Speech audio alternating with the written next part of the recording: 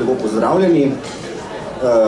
Upravičujemo se za rahlo zamudo, za katero sem izcela kriv jaz, ampak nekako pričakujemo, da bomo lahko v naslednjih minutah, tam do 4. ure popoldan, vam ponudili kar nekaj iztočnic za nadaljne razmišljanje. Namreč zdi se mi, da smo Slovenci nekako nagnjeni k temu, da o sebi razmišljamo bodisi kot o žrtvah zgodovine, ne? In takrat recimo govorimo potem o ječanju pod 1000-letnim nemškim jarmom, ali pa seveda raje o sebi razmišljamo kot o nekih majhnih, nepomembnih pričah velike zgodovine, ki jo pišejo slavnejši narodi. Ne?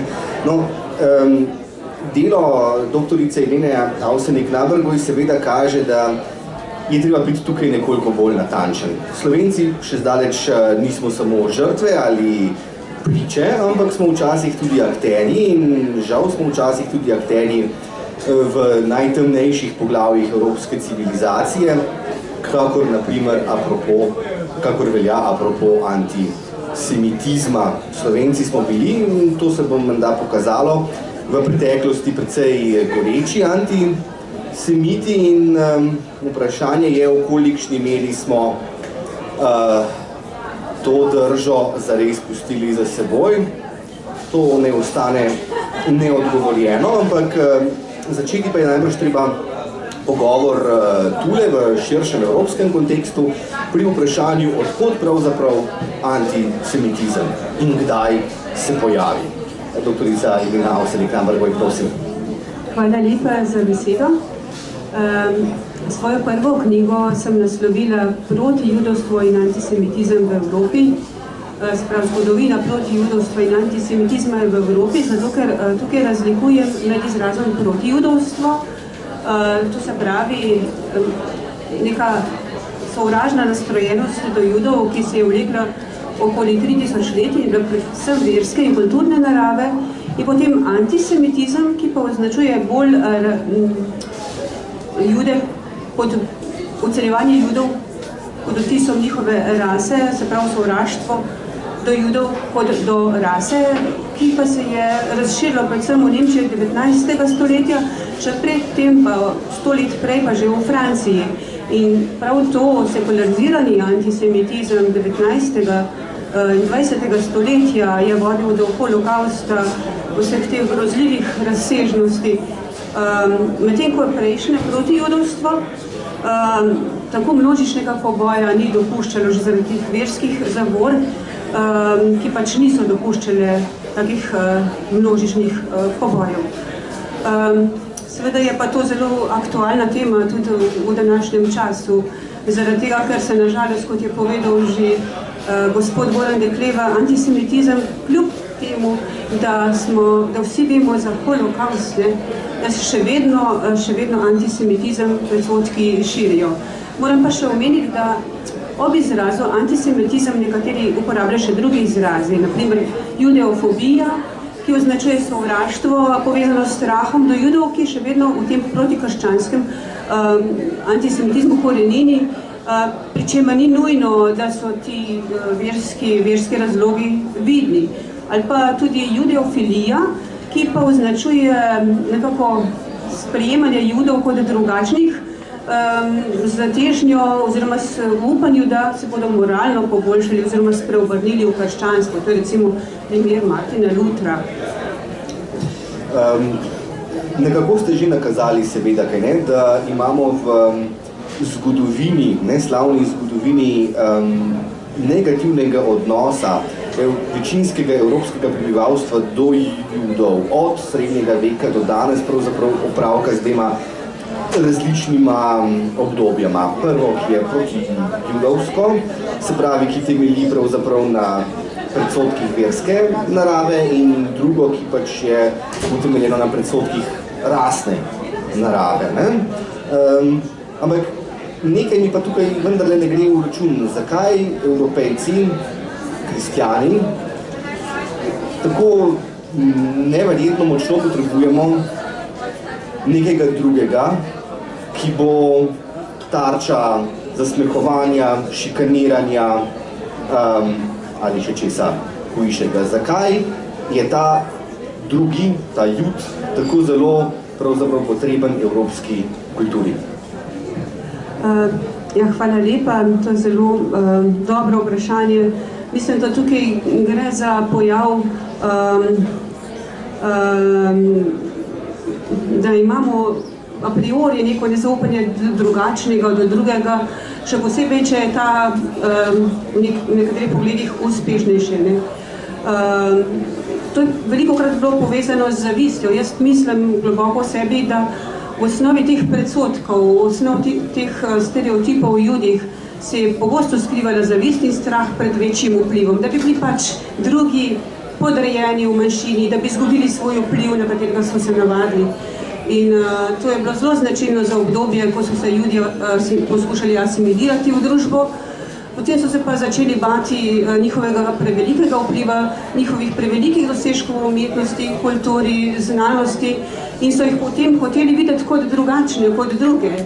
In potem se je pač ta antisemitizem stopnjeval od prve svetovne vojno, do prve svetovne vojne v času med prvo in drugo in pa vse do holokausta, kjer so pa potem je hotelo označiti, da so drugi tako, da so prav rasne značilnosti poudarjali, da so oni pač drugačni. Judeo-Forschung, ki je bilo tako pač gibanje, kjer so ugotavljali na podlagi tako imenovanih znanstvenih načel njihovo drugačnost. In seveda tudi v vladi nacistični so bili ti raziskovalci, ki so hoteli uveljaviti to podobo drugačnega juda kot drugačnega.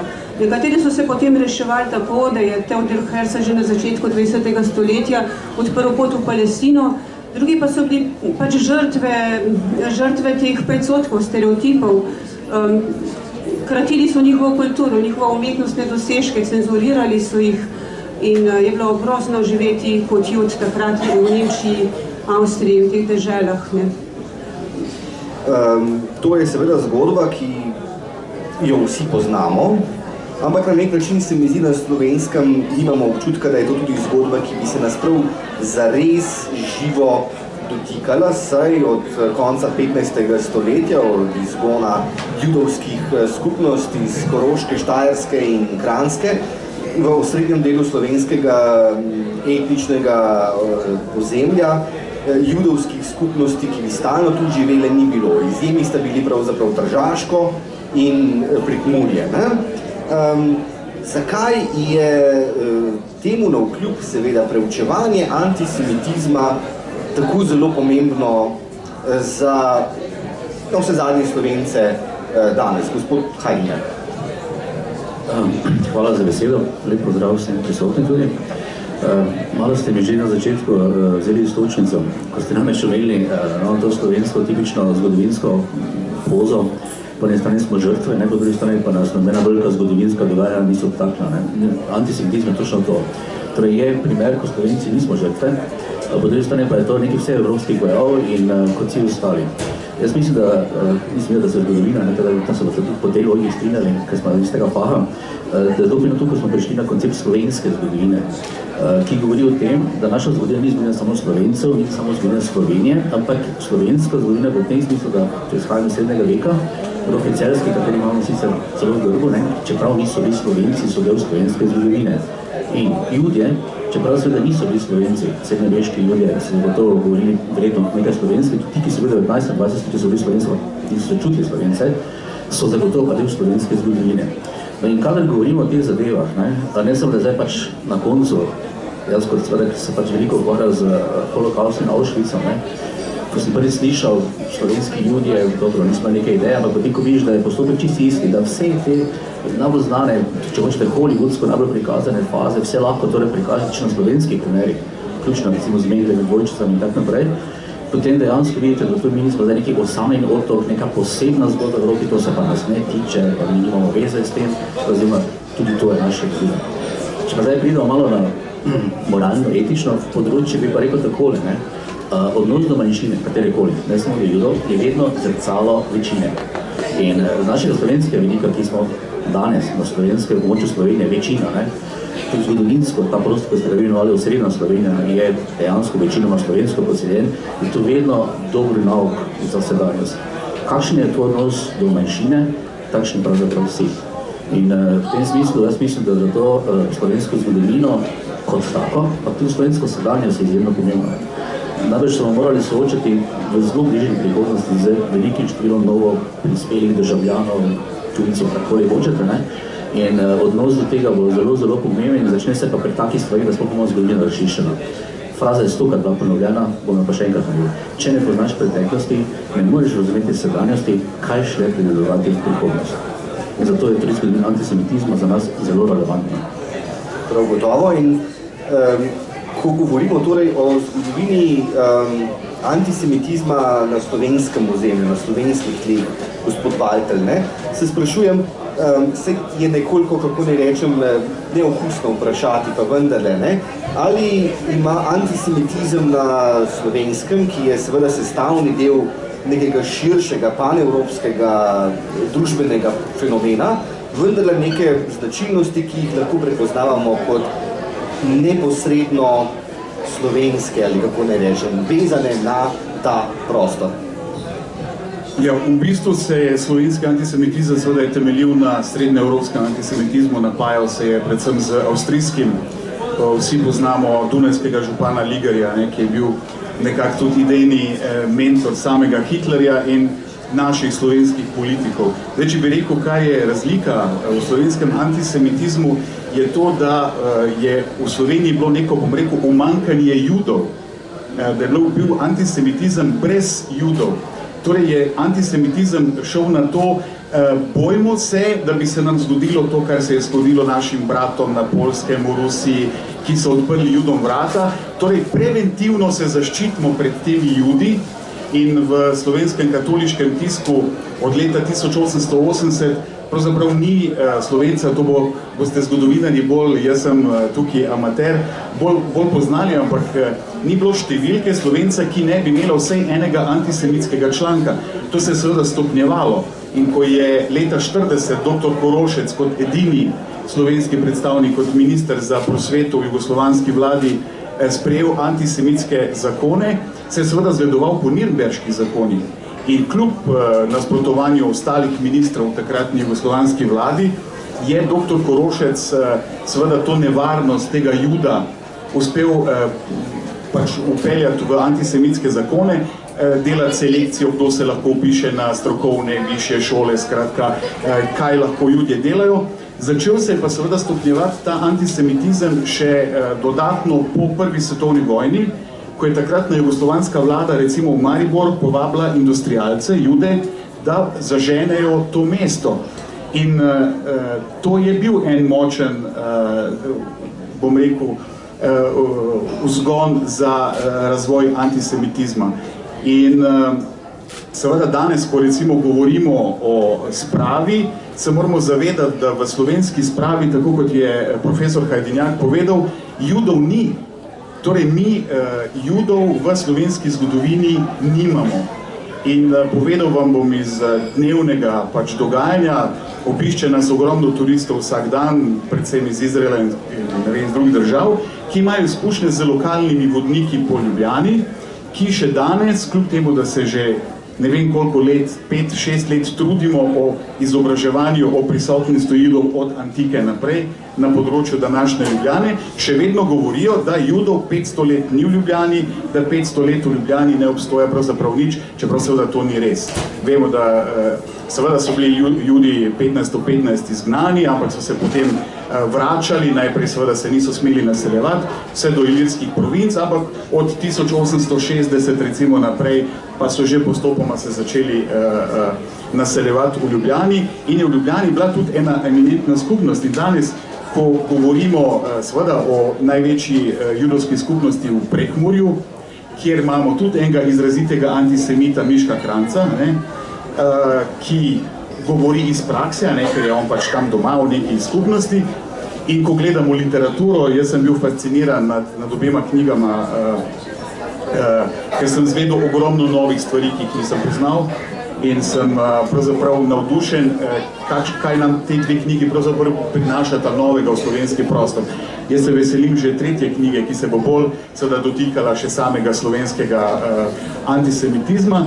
Skratka, mislim, da je en velik problem slovenskega posebnosti antisemitizma to umanjkanje Judov in ta strah pred temi Judi, ki pa so seveda po temu, kar rabimo. Po eni strani so kapitalisti in oderuhi, po drugi strani, ko se pa obrne revolucija v Rusiji, so pa oni bolševiki, ki nam prinašajo nove neke spremembe, ki jih tudi nočemo, in edina seveda varianta je, da se mi povežemo z Nemci, ne zavedajoč se pri tem seveda, da smo pa takoj za Judi in za Romi pri Hitlerju na seznamu Slovenci. Tako da to mogoče za začetek. Doktorica Avsenik Nabergoj, zdaj gospod Walter govori o antisemitizmu, pa omenja časopisje, pa omenja politiko, pa omenja omejevanje pravice do upisa v šole in tako naprej. Vse tiste klasične, kako ne rečem, recimo pričakovana mesta, kjer se kaže antisemitizem. Ampak potem pa je tu še res vprašanje umetnosti, umetnostnih diskurzov, ki so ravno tako eden izmed nepričakovanih nosilcev antisemitizma. Kako ste pravzaprav sploh prišli na misel, da je to področje doslej podraziskovano, ki pa ga velja pravzaprav zdaj vzeti v rigorozen precep? Jaz moram priznati, da se na začetku, da pravzaprav je bilo bolj spontano to, da sem se s to tematiko začela ukvarjati, ker sem že več kot 10 let zaposlena na Inštitutu za svetopismo, judovstvo in zgodnje krščanstvo. To zaposlitev pa kombiniram z Inštitutom za kulturno zgodovino na ZRC SAZU. In že na Inštitutu za svetopismo in judovstvo sem se spoznavala s predvsem bolj starejšo zgodovino judovstva in že tam so seveda navzoči stereotipi oziroma že proti judovstvu, že se je obleklo že v najzgodnejših časih, že v stari zavezi, v novi zavezi je predvsem ta motiv, da so Judje pač ubili Kristusa. Ta motiv se potem vleče naprej, bil velikokrat za Jude usoden. Ampak potem sem pa videla, da tudi literatura je polna vseh teh predsotkov, stereotipov. Ne samo slovenska, tudi evropska literatura, pa vendar skoraj nihče še ni o tem skoraj nič pisal. Seveda to nasprotje med vso to visoko umetnostjo, ki so Judje razkrili svojo že svetim pismom kot svojo temeljno knjigo in z umetnostjo nasploh, in to nasprotje s tem sovražnim odnosom do Judov, ki se vleče že 3000 let, seveda človeka ne more pustiti ravnodušnega. Ko vidiš pa, da tudi manjkajo vse te raziskave, ki bi ljudem polnim predsotkov bi nekako pojasnile marsikaj, razrešile marsikatero dilemo, mogoče razbile marsikater predsodek, da to manjka. Seveda je samodejno, potem sem začela bolj raziskovati in potem te pa tema noter potegne. Najprej sem želela raziskati samo podobo Judov v slovenski književnosti in sem o tem že napisala nekaj člankov. Potem pa sem videla, da brez tega širšega ozadja, kot je bilo zdaj večkrat rečeno, smo mi srednjega evropskega prostora prevzemali večino teh predsotkov pa stereotipov, ki so pravzaprav po celi Evropi kar več ali manj podobni, enaki, delno malo se razlikujejo. No, in zato sem pa začela potem najprej raziskovati sploh z viri, z zgodovino proti judovstva, antisemitizma, potem pa kako je s tem v Evropi. Potem bo sledila tretja knjiga, ki bo pravzaprav govorila o tem, kako so pa Judje presojali sami sebe. Vse od tega, kako so doživljali trpljenje holokausta v avtobiografijah, dnevnikih, pa do tega, kako so pravzaprav nekateri govorili tudi samosovraštvo, self-hatred. Četrta knjiga, ki imam pa že gradivo tudi zbrano, več kot 300 strani, pa o Judih v slovenski književnosti, pa upam, da bo že tudi kmalu. In to se mi zdi, da bo pa imela bolj trdne osnove in da na podlagi teh bom lahko našla marsikatero primerjavo tudi z evropskim prostorom, ki mogoče drugače, če bi samo se slovensko začela, ne bi mogla. nastati. Ja, prav gotovo, na ozadju se določene stvari vidijo jasneje in bolje. Me pa seveda zdaj zanima, ko govorimo o umetnosti, ne, in njeni vlogi v ustvarjanju, reprodukciji in širjenju protijudovskih ali kar že antisemitskih pravzaprav predsodkov in sentimentov. Kako učinkovita pravzaprav je umetnost v tem smislu? Ne? Saj vemo, Wagner je bil zagrizen antisemit, o tem je pisal in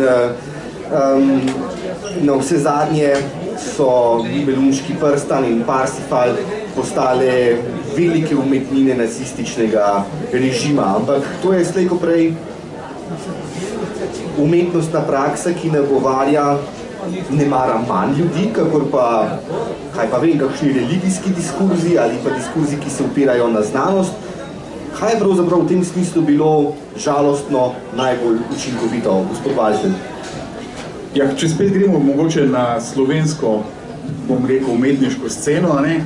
Tako, kot ste rekel, nimamo takih velikih primerov, velikih umetnikov, ki bi imeli neke masovne vplive, ampak že pri Prešernu, recimo v njegovem judovskem dekletu, začutimo njegov odnos, ki je seveda absolutno negativen do tega judovskega dekleta. Verjetno poznate to srečanje v Radovljici, kjer kristjani grejo k maš, se sprehajajo, so aktivni, se imajo radi, to judovsko dekle pa doma sedi, če mi in skratka ona je kriva, da ne pride do realizacije te ljubezni.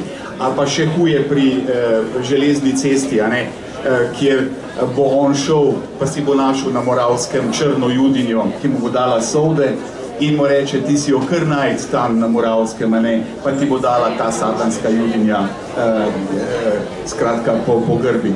Do recimo po drugi strani Cankarja, kjer najdemo predvsem pri hiši Marije Pomočnice, Pavlo, ki je prikazana zelo negativno. Doprej sem že omenil Miška Kranjca, ki je tudi en tak.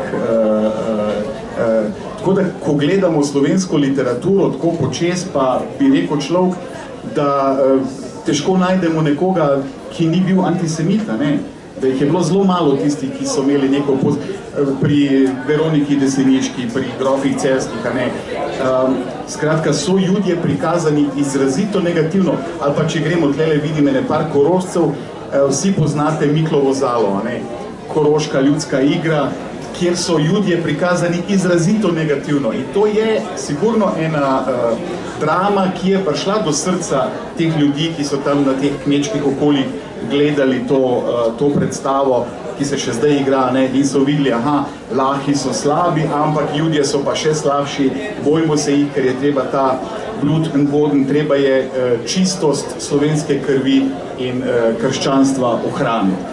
Tako da, ja, je, žal moram reči, v slovenski literaturi zelo prisoten antisemitizem. Gospod Hajdinjak, če vas zdaj vprašam kot zgodovinarja, kako se vam zdi, da so se širile pravzaprav med Slovenci antisemitske ideje? Je tukaj časopis ključen medij ali vendarle literarna, recimo, produkcija? Ja, jaz bi takole rekel, ker pač tudi mi je že Robi velik del tega, kar sem mislil povedati, vzel, ampak ne bi zapostavil tukaj časopisa, absolutno. Mogoče bi se malo igral z besedo, da bi rekel, da je pač problem v tem, da so včasih ljudje preveč brali časopise, da smo obratni problem, da se tako več ne berejo. Ampak morate si predstavljati, kaj je pomenilo recimo sredi 19. stoletja kmetijska rokodelska novice, dobro potem slovenski narod Slovenec, dejansko so ljudje brali, tisti, ki so seveda pač znali brati. In seveda so imali, pokaj tam piše, vse nekaj, kar je zares.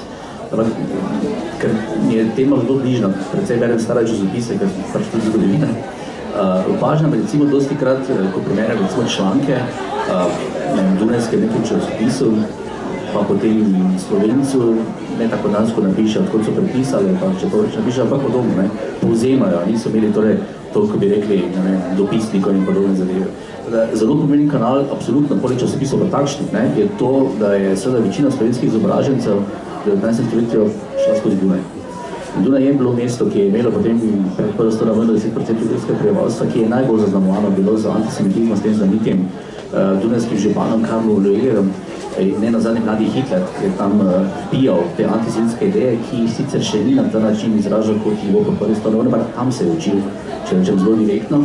In vsi slovenski pomembni pisatelji, ki so bili omenjeni tukaj, vsaj ti do prve svetovne vojne, ne so tako drugače neki krajši, daljši čas živeli na Dunaju in se sveda tega navzeli. Da sploh ne govorimo, da so po takratni slovenski časopisi v veliko meri povzemali dunajske časopise. Sveda na Dunaju je tudi obstajalo drugačen tisk, tako zvani judovski, liberalni, ki seveda ni temu pristala. To je tudi seveda Dunaj Stefana Zweig'a, če samo eno tako znamenito ne omenimo. Postavi se vprašanje, zakaj je to tako malo vplivalo na slovenske izobražence, oziroma zakaj ti niso vplivi v časopisi dovolj prisotni. Bi pa mogoče zadevo vseeno še malo za kanček nazaj vrno, ker je zanimivo to kanal, odkot te zadeve prihajajo. Trst. Trst seveda ni nikoli bil slovensko mesto, dokoliko razumemo kot slovensko mesto, mesto, ki ima večino slovenske prebivalstva. To je fakt. Slovenci so bili Trstu vedno zelo množična manjšina.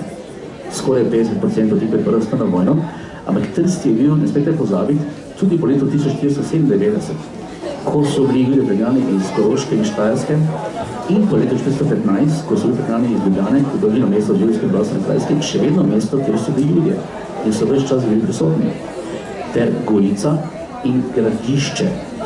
Goriška za Gradiško pa je še vedno slovenska dežela tudi, kar pomeni, da ni čisto res, če seveda prezamere to monocentristično pozicijo, da niso imeli ljudje, ki lahko rečemo Slovenci stika z Judi. Kajti Trst, Goriška z Gradiščem sta del slovenske zgodovine. Od 18. stoletja tudi Prekmurje, ki je tudi del slovenske zgodovine.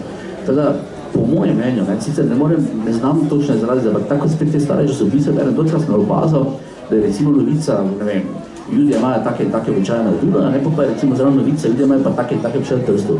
Trst je bil najkasneje v 19. stoletju evropsko središče, ne samo habsburške monarhije. In to je nekaj, kar je seveda pomenilo po teoriji in po praksi, da je veliko Judov. 6000 konkretno je bilo še pred drugo svetovno vojno. Ni slučajno Rižarna, edino koncentracijsko taborišče uničevalno, kjer je bilo na ozemlju današnje Italije, postavljeno v Trstu. Ni slučajno Odilo Globočnik, človek, ki je vodil holokaust na območju Poljske, da bi so 1943 prišel v Trst. Sigurno ne samo to, ker je se rodil v Trstu. Teda, tu mislim, da slovenska zgodovina še ni dovolj povedala, kot sicer imamo mi probleme s Trstom. Premalo se zavedamo po eni strani pomena, po drugi strani seveda je ta vedno nacionalni diskurs, samo ne Slovenci v Trstu, ampak Trst je bil svetovljansko mesto. In na podeželju, vsi ti ljudje, če so ti trgovci, če so surovine, kako so prihajali v tih Slovenci, Goriško Gradišče, pa to absolutno vemo. Tako da nismo še dovolj naredili. In pa vseeno malo reklame naredil kolego Podberšiču, ki ravno kar je doktoriral iz teme Judje v Gorici, Gorica sveda danes v Italiji, ampak ne smete pozabiti, Gorica je bila v začetku 20. stoletja med najbolj slovenskimi mesti. Njena je prvo pravo slovensko gimnazijo. In v tistih letih okrog prve svetovne vojne tudi slovenskega škofa, kaj ne? Zdaj, vrnil bi se na to, kar je gospod Hajdnjak opozoril, kaj ne? Da je nenavadno, da niso vsi slovenski izobraženci, ki so se izobraževali na Dunaju, pravzaprav kaj pridita pozorno brali tistih besedil, ki bi jim lahko pomagala sprejeti tak odnos do Judov, ki ne bi bil antisemitski, ne? In v tem kontekstu seveda spet ne moram doktorica Irina Avsenik nabrgoj mimo književnosti. Zdi se mi namreč, in to dobro pokažete v svoji ravno čisto sveži knjigi, ne? Vsa književnost, ki nastaja na stari celini, ni kar že avtomatično antisemitska, da si ravno je pomemben del prebivalcev stare celine, antisemitov. Pomislimo recimo samo na upodobitev Judov v strahovito popularnem zgodovinskem romanu Sira Walterja Scotta, Ivanhoe, ne? Ali pa recimo v Shakespearovi igri Beneški trgovec, ki je sicer označena, ne vem zakaj, za komedijo, ampak to je zelo problematično. Tako, ne? Shylock je lik, do katerega nikakor ne moremo biti, kako ne rečem, negativno nastrojeni. Ne? Njegova usoda je strašljiva in pravzaprav kliče k nekakšni empatiji.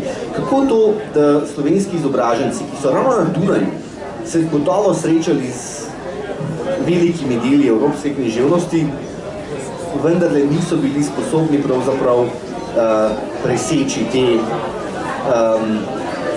tega diskurzivnega okvira antisemitizma? Prav imate, nikakor ni vsa evropska literatura antisemitska, o tem tudi govori ta druga knjiga. Omenili ste Alba Poja, pa Malteškega žitja še od Marlova, še pred Beneškim trgovcem. In tukaj pa zanimiv tudi pojav, da je veliko krat v evropski literaturi to nasprotje navzoče med pokvarjenim judovskim očetom in zelo krepostno judovsko hčerko. To je že pri Malteškem židu, pri Kristoferju Marlovu, značilno, da je ta žid prikazan zelo negativno, ta njegova hčerka Abigaila pa izrazito pozitivno in celo se spreobrne in gre v samostan. Davek za to je pa to, da jo potem oče skupaj z drugimi redovnicami da zastrupiti. Bolj srečna usoda doleti Jessica v Beneškem trgovcu, ker ji uspe, da se potem po kristjanju tudi celo poroči s tem krščanskim mladeničem. Shylock pa je primoran, da celo financira potem tega njenega zaročenca. Seveda pa so te podobe ambivalentne tudi moških likov, tako kot ste prej rekli.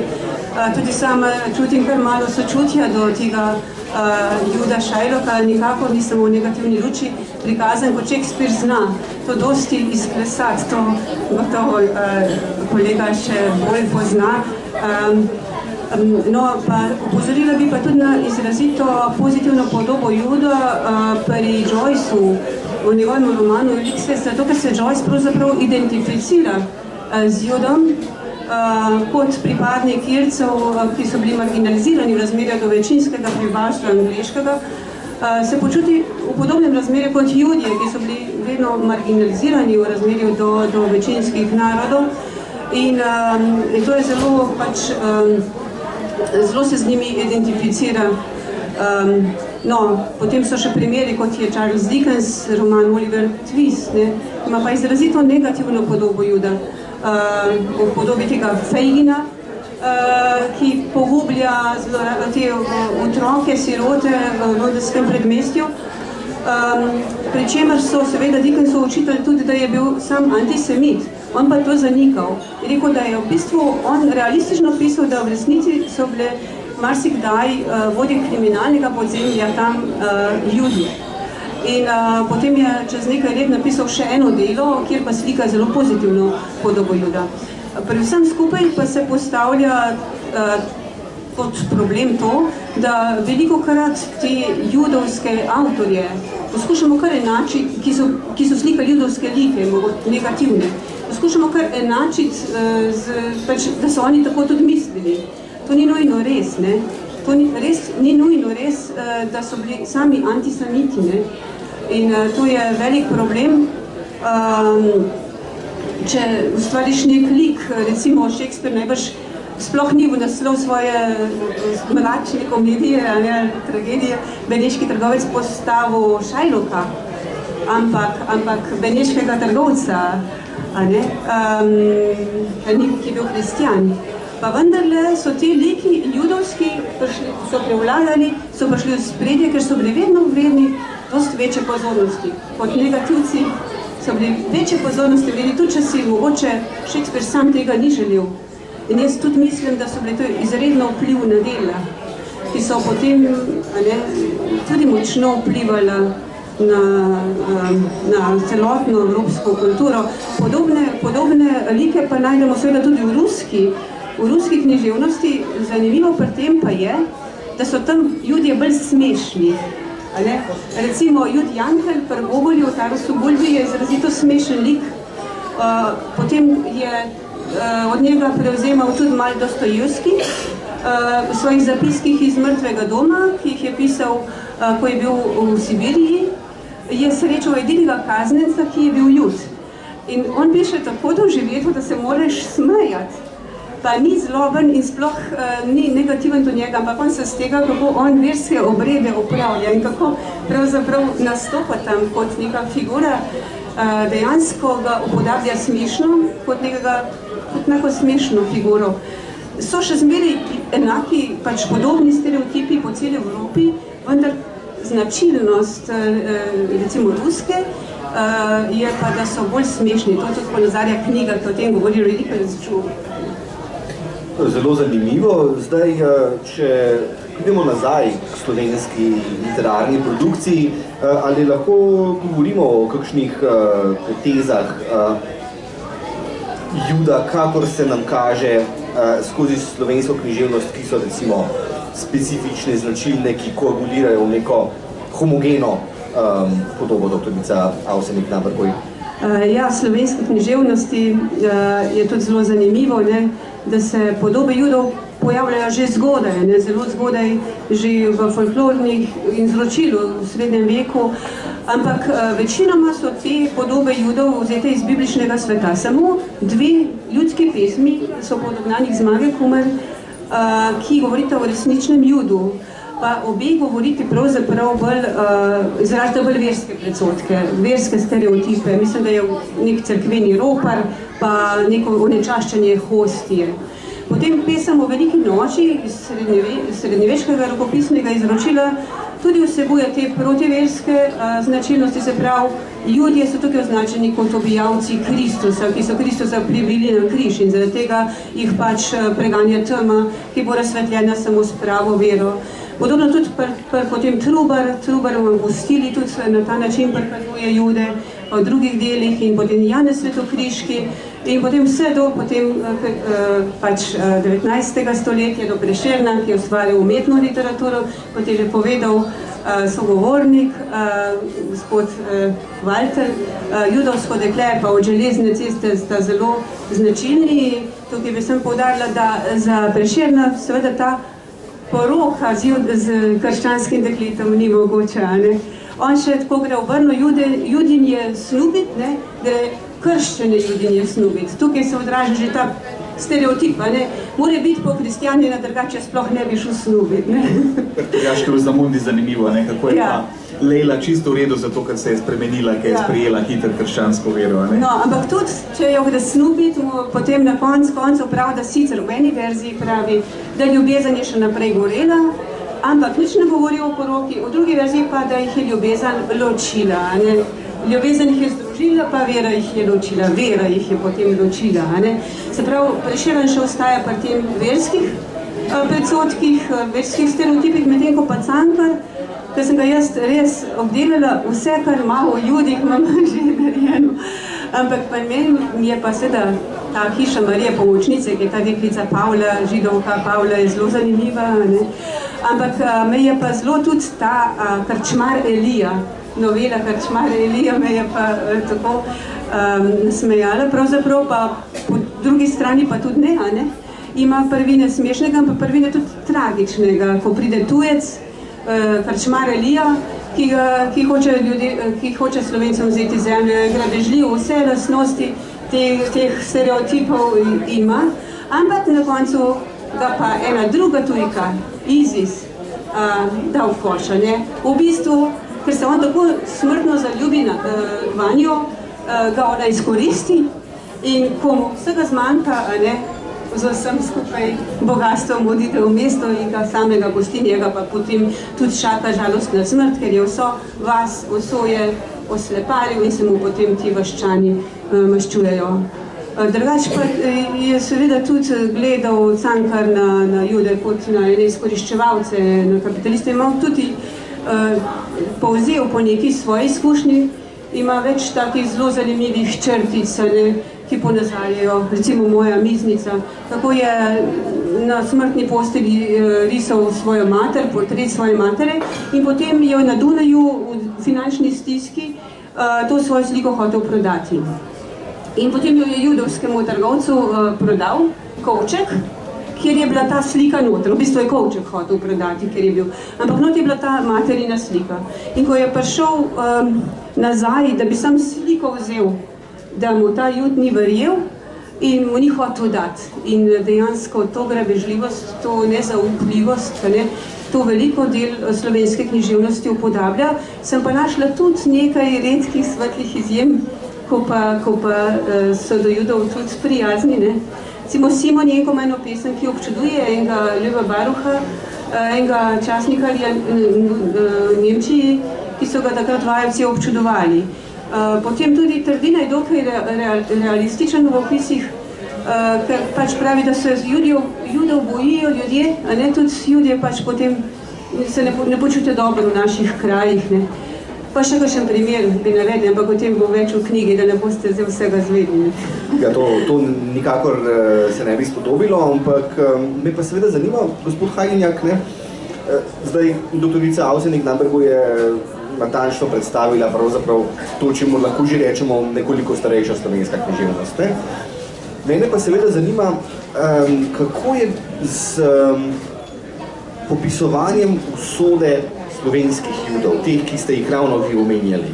Judov na Goriškem, na Gradiščanskem, v Trstu, v Prekmurju, ki so bili tarča seveda holokausta, ali so po drugi svetovni vojni slovenski pisatelji te usode, te zgodbe znali kako popisati? Ne dosti, ampak nekaj pa vseeno treba pač povedati, da se je napisalo vseh 30 letih. Začel bomo moče malo nenavadno, to seveda pač, ker ne sodi načelno pod umetnost, ampak nekoče bi veliki bestseller, Tone Svetina Ukana. Zdaj, tisti, ki smo starejši, smo to brali, tudi zaradi tega, ker je izhajalo v pionirski list v obliki stripa, nedavno je avtor umrl Štefan Panic. In meni je to recimo do danes ostalo v vseh teh letih neki prvi res tak realni stik z dogajanjem drugi svetovne vojne na Slovenskem. Torej, dolgo let pokojni Tone Svetina je to stvar umestil med Gorenjsko in Primorsko in tam se večkrat omenja, ker je Bled, recimo ni prizoriš, židovsko zlato, židovski begunci in danes vemo, da so bili. Seveda, ker je tudi Trst eno z prizoriš tega romana, Žarna, Židije z Gineva, recimo.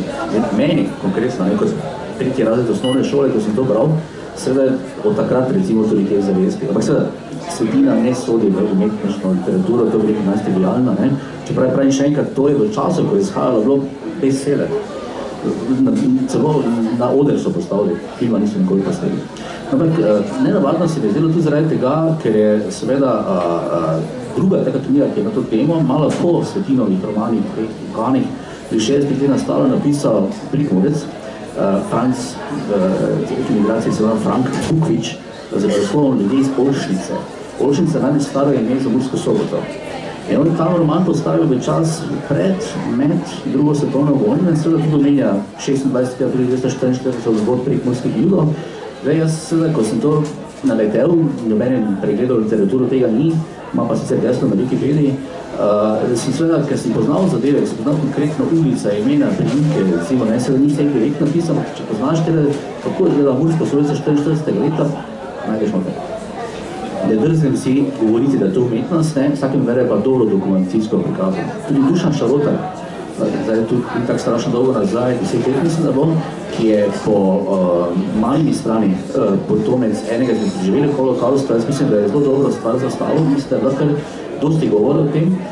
Jaz kot svega zgodovinar sem bolj za fakte, tega tudi se mogoče nisem najbolj našel, ampak ja, zadeva je z mojega vidika odredljiva in je zelo pomembna tudi, ker je te stvari postavlja. Še več, ker sem Mariborčan, moram pozoriti na to, da sicer, kar se židovske skupnosti tiče, predelo stanovne z Ljubljano da tudi nekje, predelo stavna vojna, industrijsko pa tako, kot vemo, bolj.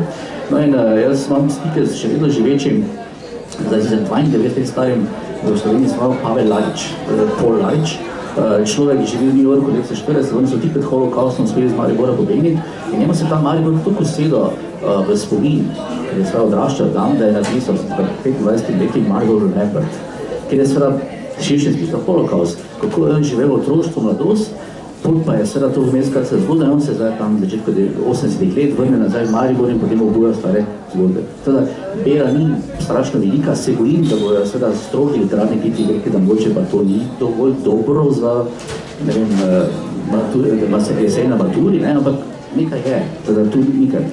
Bi pa še eno stvar dodal, ker vsi vemo, da je film lažje gledati kot knjige brati. Mi imamo v jugoslovanski produkciji en zelo dober film, žal pozabljeni, 9. krog, spet starejši se bomo verjetno spomnili. Frances Štiglic, mislim, da lahko rečemo, da največji slovenski režiser je režiral ta film. Zgodba ni postavljena do Slovenije, ampak tisti, ki poznate film, tisti, ki poznate zgodbo, verjetno se strinjate, da je to z jugoslovanske, velika bila zelo velika produkcija, ni bilo bombastično, ni hollywoodska, če hočete, ampak je notranja drama. Tudi igralci, če se spomnite, Boris Dvornik, pokojni Hrvat, Dušica Žegara, takrat največja srpska igralka, je bil takem projekt.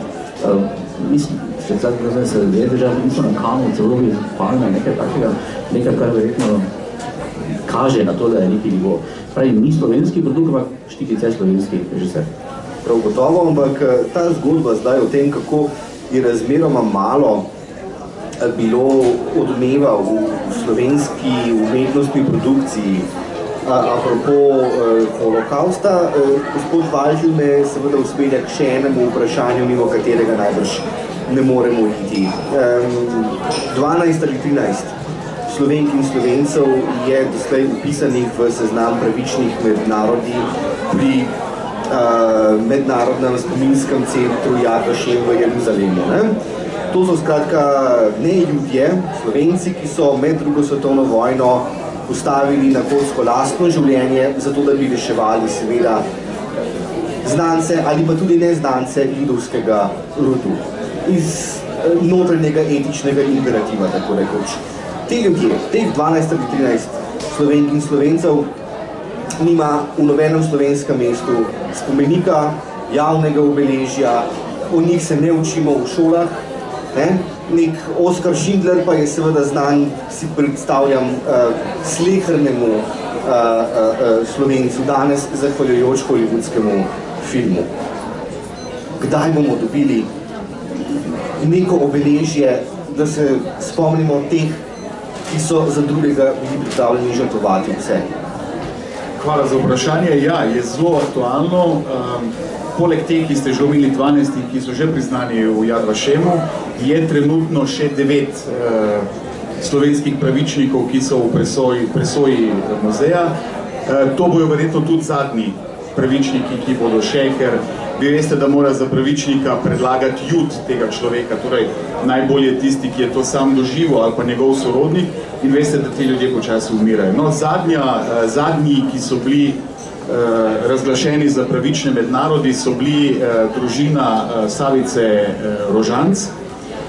Ne vem, če poznate zgodbo Tomaža Zajca, rešenega ljubljanskega judovskega dečka. Stanovali so ded Steinbergi, so imeli tovarno kleja na Šmartinski ulici in oni so stanovali na Resljevi in po noči leta 1944 je Gestapo pač vdrl k njim domov in pri njih je bila, recimo, guvernanta Savica Rožanc, ki je vzela malega Tomaža, splezala čez balkon v spodnje stanovanje, kjer so ga skrili čez noč in je Tomaž potem do osvoboditve stanoval v Tivolskem gradu, kjer so ga skrivali starši Savice in oni so bili to pomeni spomladi, so dobili to priznanje, gospa Savica je žal medtem že umrla. Medtem je pa na Slovenskem filmskem skladu prijavljen scenarij, ki ga razvija Dejan Babosek, filmski režiser, mogoče ga poznate po njegovem kratkem filmu Strah o slovenskih neonacistih. Zdaj čakamo na rezultate tega natečaja, ampak vsekakor je v načrtu snemanje filma o slovenskih pravičnih med narodi in pa kot dokumentarni film in pa igrani film o rešenem ljubljanskem dečku Tomažu Zajcu in skratka o okoliščini po Ljubljani. Skratka, Slovenci smo imeli veliko pravičnih. Ena recimo zgodba, ki je še popolnoma neraziskana, je Bela krajina. Namreč za časa NDH je ogromno hrvaških judov bežalo čez Kolpo preko seveda Bele krajine in tam je bilo ogromno Belokranjcev.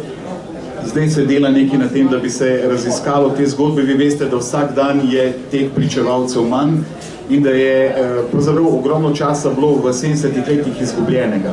Če rečemo, da je v zadnjih 10-15 letih mogoče nekaj bilo narejenega na raziskovanju holokausta, predvsem lahko poleg profesor Hajdenjaka, tu še govorimo o dr. Tošu, o dr. Šumijevi, dr. Lutarju, pa še ene par drugih je pa seveda treba razumeti, da revolucija, ki je prinesla hkrati tudi osvoboditev takrat izpod nacizma, je zelo neprijazno seveda ravnala slovenskimi Judi. Ljudje, ki so se takrat vrnili v domovino, v seveda izropane, uničene domove, so imeli seveda neka premoženja, ampak takratna revolucionarna oblast njih ni hotela priznati za Slovence in so na vsak način hoteli njih prikazati kot Nemce. Večina veste, da so judovski priimki zvenijo nemško, so nemški in ogromno Judov se takrat bilo seveda prisiljenih ne samo odseliti iz Jugoslavije, ampak tudi podpisati izjave, da nikoli ne bodo zahtevali premoženja nazaj. In naj povem, da v Sloveniji kot eni redkih evropskih držav restitucija glede vračila judovskega premoženja se še zmeraj ni začela. Mislim, da smo ena zadnjih držav na tem področju in nikakor ne najdemo nekega dobrega stika s slovensko vlado, katerakoli že je, zdaj trenutno s to, da bi se ta del zgodovine popravil. Moramo vedeti, da je leta 1954 bila porušena sinagoga v Murski Soboti, kar je en izrazit, seveda bil antisemitski akt, seveda tudi protiverski, in da je šele pred kolikimi leti bil postavljen spomenik in malo to še pokopališče, pa še pokopališče tistih. Ali pa, če gledamo šolo, ena redkih ohranjenih judovskih šol, edina, ki je bila v Lendavi, ki je bila pa porušena v času seveda slovenske države. Tako da tukaj moram reči, da glede pravičnih je seveda zmeraj, jaz to gledam hkrati s holokaustom. Pri nas še zmeraj, kot vidite, se dogaja zanikanje holokausta. Ne vem, verjetno veste, da sem trenutno na tožilstvu z gospodom Bernardom Bršičem, ki ga tožim za zanikanje holokausta in gre za precedenčni primer. V Sloveniji čakam na seveda odločitev sodišča oziroma na obravnavo. Skratka, po 70 letih v Sloveniji se dogaja zanikanje holokausta, kar se mi zdi grozljiva stvar.